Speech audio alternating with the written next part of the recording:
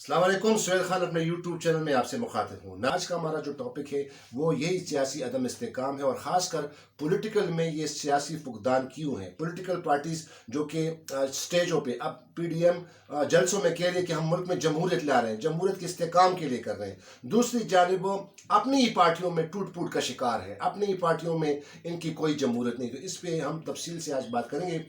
میرے ساتھ senior journalist حافظ طارق خلیل صاحب بیٹھے۔ حافظ صاحب، thank you very much for joining me. Sir, یہ ابھی جو یہ نیا ایک ایشو پراپ اپ ہو گیا ہے کہ یہ 4 بندے بھی انہوں نے نکال دیے جی وائی ایف نے، مولانا فضل الرحمان، اور مولانا فضل الرحمان یہ بلیم کرتے ہیں کہ یہ جو ٹوٹ پھوٹ کا شکار ہو یہ اسٹیبلشمنٹ نے کی ہے، اسٹیبلشمنٹ پہ الزام لگا رہی ہے، جبکہ تو آپ اس سلسلے کو سر سمجھتا ہوں کہ جو پاکستان میں اصل مسئلہ ہے وہ ہے کہ ہم جمہوریت کی تو بات کرتے ہیں، جمہوریت کے بہت دعوے کرتے ہیں، اور جمہوریت کے لیے ہم جان قربان کرنے کی اور جان کی بازی لگانے کی باتیں کرتے ہیں، لیکن بات یہ ہے کہ ہمارے اندر کتنی جمہوریت ہے۔ خود پولیٹیکل پارٹیز کے اندر دیکھ لیں کہ پولیٹیکل پارٹیز کیا جمہوری پروسیس سے ہو کر آئی ہیں، کیا انٹرا پارٹی ان کے الیکشن ہوتے ہیں۔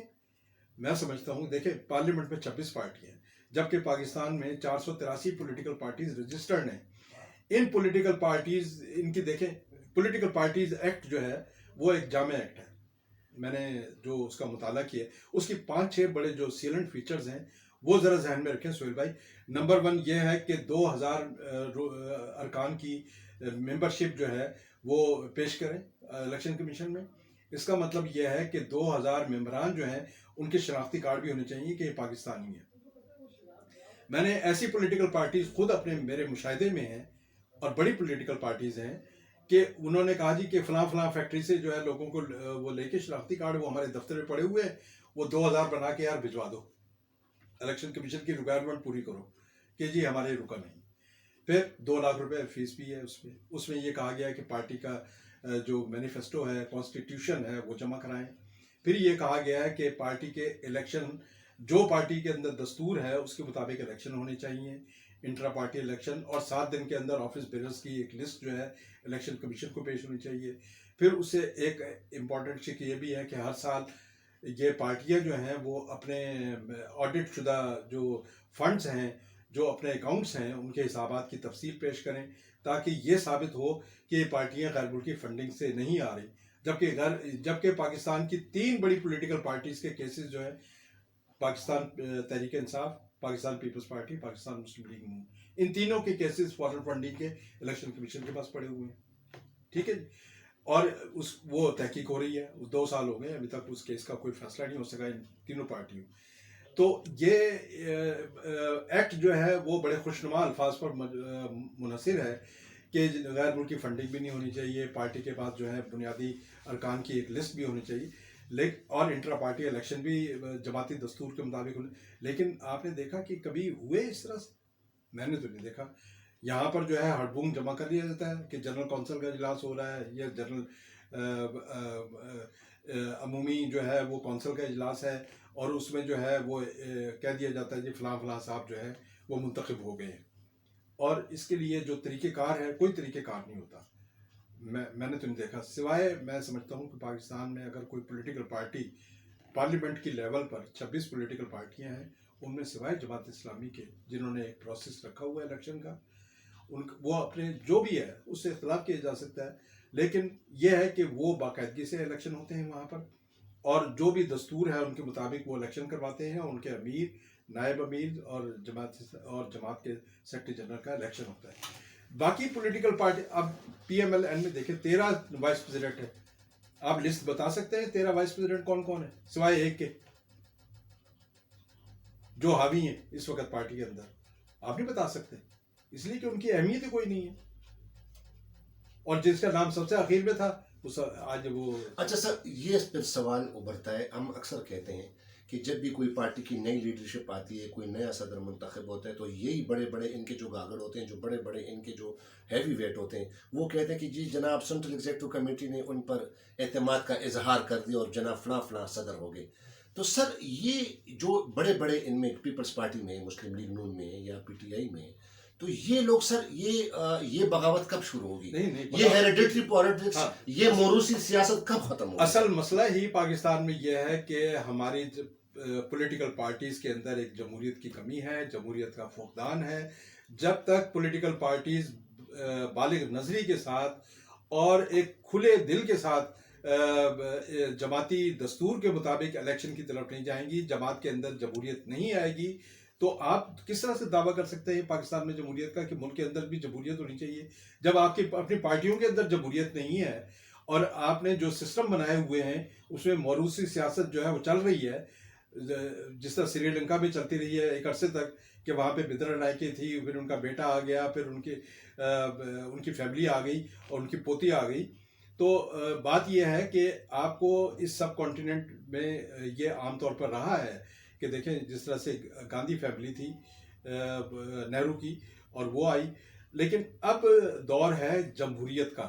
جب آپ جمہوریت کی بات کرتے ہیں تو سب سے پہلے ضروری یہ ہے کہ پولیٹیکل پارٹیز جو ہیں وہ اپنے اندر جمہوریت لے کے آئیں، اپنے اندر جو ہے جمہوری فلسفے کو فروغ دیں، وہ پارٹی کیڈر جو ہے اس کو تیار کریں.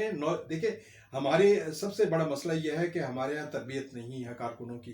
پولیٹیکل پارٹیز کے جو ورکرز ہیں ان کی تربیت نہ ہونے کی وجہ سے وہ ہجوم بنی ہوئی ہیں، اور ہجوم کا نہ ان کی ٹریننگ ہوتی ہے کہ انہوں نے الیکشن میں کس طرح سے، وہ نعرہ تو لگاتی ہیں کہ دعوے کرتی ہیں کہ جناب الیکشن میں دھاندلی ہو گئی، لیکن کیا پولیٹیکل پارٹیز نے اپنے ورکرز کو تیار کیا تھا، ان کو ٹرین کیا تھا کہ وہ ان کو پتہ تھا کہ الیکشن ایکٹ کیا ہے اور الیکشن میں ہمیں کہاں مار پڑتی ہے، ہمیں کس طرح سے ووٹ کے تقدس کو برقرار رکھنا ہے، ووٹ کو عزت کس طرح سے دینی؟ یہ تمام کام ہوتے ہیں ٹریننگ کے ساتھ. جب ہم اپنے کیڈر کی، پولیٹیکل کیڈر کی تربیت نہیں کریں گے تو پھر یہ ایک ہجومی نظر ہوگا نا. سر وہ کیڈر وہ ورکر کی بات نہیں ہے سر، میں یہ کہہ رہا ہوں کہ جو پارٹی میں، ہر ایک پارٹی میں، مثلا مسلم لیگ نون میں بڑے بڑے ہیوی ویٹس ہیں جی، بڑے بڑے نام ہیں جو کہ سیکرٹری جنرل ہے کوئی نہیں. اس طرح پیپلز پارٹی میں بڑے بڑے لوگ ہیں، ٹھیک ہے نا. پی ٹی آئی میں چلو اب وہ کہیں گے چلو ایک نئی پارٹی، لیکن مسلم لیگ نون اور پاکستان پیپلز پارٹی کتنے بڑے بڑے ہیوی ویٹ ہیں. رضا ربانی ہو گیا، اعتزاز احسن ہو گیا، بڑے بڑے. اس طرح مسلم لیگ نون میں احسن اقبال ہو گیا، بڑے بڑے لوگ ہیں.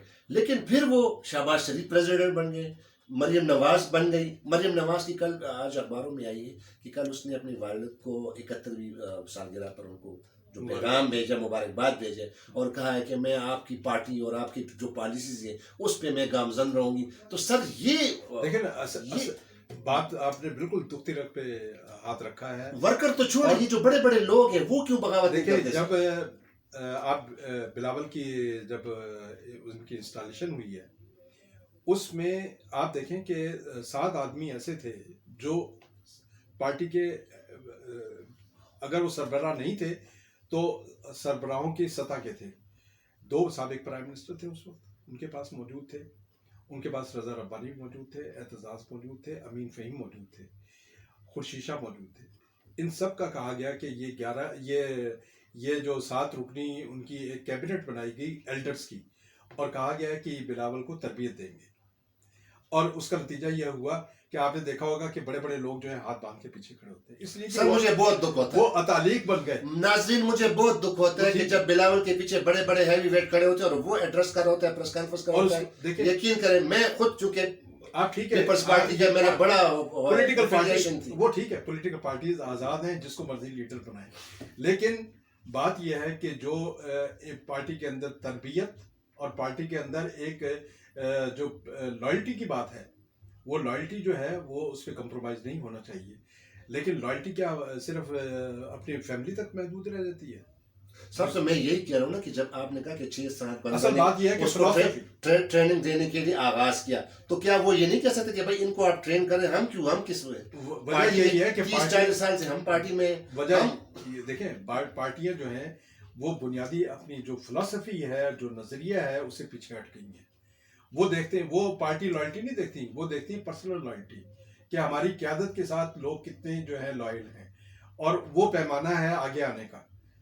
جب تک یہ پیمانہ چینج نہیں ہوگا، نظریہ اور فلسفہ اس کو ترجیح نہیں ملے گی، تو پارٹیاں اسی طرح رہیں گی. یہی صورتحال رہے گی کہ آپ ہاتھ باندھ کے پیچھے کھڑے ہوں گے، اور نوجوان، ٹھیک ہے نوجوان قیادت ضرور آنی چاہیے، لیکن اس کا مطلب یہ نہیں ہونا چاہیے کہ سینئر جو لوگ ہیں، جو پارٹی کی اصل جو جان ہے، جنہوں نے پارٹی کے لیے قربانیاں دی ہیں، تو ان کو پس پش نہیں چھوڑنا چاہیے, آگے ان کو لانا چاہیے.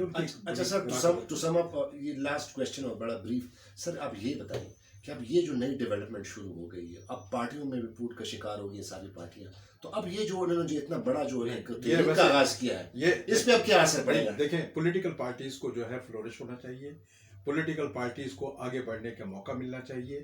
میں سمجھتا ہوں کہ سیاسی جماعتیں جو ہیں وہ قومی یکجہتی کی علامت ہوتی ہیں. پاکستان میں پولیٹیکل سٹیبلٹی کو اگر فروغ دینا ہے, سیاسی استحکام لانا ہے, تو اس کے لیے ضروری یہ ہے کہ نیشنل لیول کی پولیٹیکل پارٹیز جو ہیں, دو چار جو بھی رہ گئی ہیں, ان کے اندر ٹوٹ پھوٹ نہیں ہونی چاہیے, کیونکہ سیاسی جماعتیں جو ہیں وہ چاروں صوبوں میں یکجہتی کی علامت بنتی ہیں, لوگوں کو جوڑ کر رکھتی ہیں پولیٹیکل پارٹیز. اور اگر وہ کمزور ہوگی تو اس سے پاکستان کی یکجہتی متاثر ہوگی, پاکستان کی نیشنل سیکورٹی کا مسئلہ پیدا ہو جائے گا, معیشت پہ زور پڑتا ہے. لیکن نیشنل سیکورٹی اس وقت جو ہے, میں سمجھتا ہوں کہ نیشنل سیکورٹی اس وقت جو ہے کوئی توپ اور جنگی جہازوں کا نام نہیں ہے, بلکہ نیشنل سیکورٹی میں پاکستان کا دستور بھی شامل ہے, نیشنل سیکورٹی میں پاکستان کے دستور اور قانون کی بالادستی بھی شامل ہے, پولیٹیکل پارٹیز بھی نیشنل سیکورٹی کا جز ہیں. اسی طرح میڈیا جو ہے اس کی آزادی کو فلورش ہونا چاہیے. میڈیا جو ہے وہ نیشنل سیکورٹی کا اہم کمپوننٹ بن گیا ہے, اور کیونکہ رائے عامہ کو فروغ دینے میں اس وقت میڈیا کا بہت امپورٹنٹ رول ہے. نیشنل سیکورٹی کی خاطر ہمیں پولیٹیکل پارٹیز کو آگے بڑھنے کا موقع دینا چاہیے, ان کے اندر ٹوٹ پھوٹ نہیں ہونی چاہیے, اور پولیٹیکل پارٹیز کو بھی چاہیے کہ وہ اپنے اندر جو جمہوریت ہے وہ لے کر آئیں, نظریے اور فلسفی کو ترجیح دیں. سر یہ آپ نے تھوڑا اسکپ کر دیا, میں کہہ رہا ہوں کہ اب یہ جو جلسے جلوسیں ہیں یہ جو جا رہی ہیں نا پی ڈی ایم کی, تو اس کا کیا کوئی مطلب ہے, اس کا پیس یا اس کا اثر, اس کا امپیکٹ عوام میں جب کیا ہوگا سر؟ نہیں دیکھیں, لانگ مارچ کے لیے جو تیاری کی جائے, جی نہیں, عوام میں تو عوام میں تو اثر ہوتا ہے ایسی باتوں کا. ظاہر ہے کہ پولیٹیکل پارٹیز جب میدان میں جاتی ہیں, لیکن اس کے لیے جو ہے یہ طریقہ بھی غلط ہے کہ آج جس طرح سے اخبار میں جس طرح سے خبریں شائع ہوئی ہیں کہ مولانا فضل الرحمان اور مریم بی بی نے نیشنل ڈائیلاگ کی تجویز جو ہے مسترد کی ہے, یہ نہیں ہونا چاہیے. دیکھیں, سیاسی جماعتیں, سیاسی لیڈر جو ہیں وہ اپنے دروازے بند نہیں کرتے. جمہوریت نام ہے دروازے کھلے رکھنے کا, جمہوریت لوگوں کو بند گلی میں لے جانے کا نام نہیں ہے. جمہوریت امپاسبل کو پاسبل بنانے کا نام ہے, کہ آپ ناممکنات کو ممکنات میں تبدیل کر دیں. آپ اپنا ایک ہدف مقرر کریں, آپ کا ہدف ایک ٹارگٹ ہے, ٹھیک ہے, وہ اس سے اختلاف ہو سکتا ہے کہ عمران خان کی حکومت جانی چاہیے. حکومت جانے کے جو لوازمات ہیں وہ اس کے لیے ضروری ہے کہ ڈائیلاگ بھی تو کریں.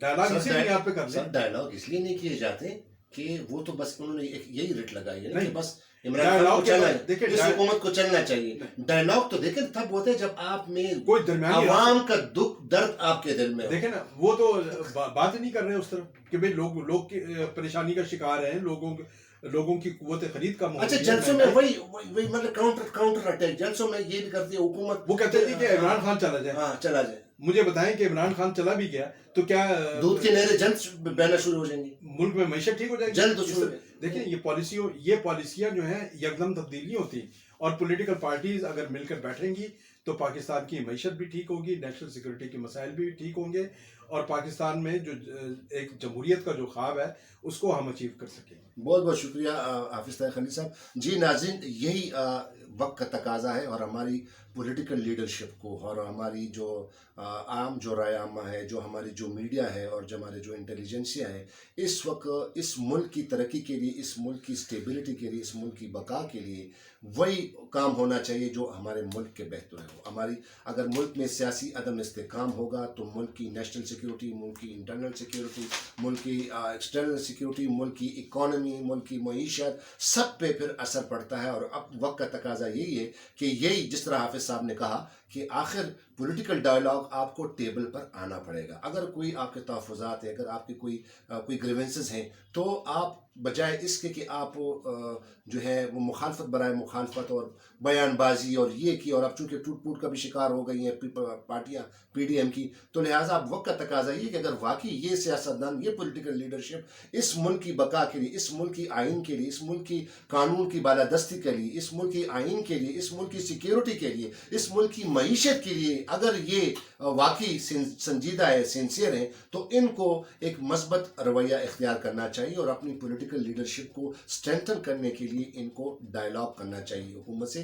ताकि कोई बेहतर से बेहतर रास्ता निकल आए और ये अवाम के लिए कुछ बेहतरी की तरफ कोई इकदाम उठाए जा सकें। बहुत बहुत शुक्रिया। आप तक सुहेल खान से इतना ही। मुझे उम्मीद है कि आप हमारे इस प्रोग्राम को पसंद कर रहे हैं और मैं आपसे इल्तिमास करता हूं कि मेरे इस वीडियो को, इस चैनल को सब्सक्राइब कीजिएगा, ताकि आपके साथ बेहतर से बेहतर इंफॉर्मेशन शेयर करूं। खुदा हाफिज़। Thank you very much. Pakistan जिंदाबाद।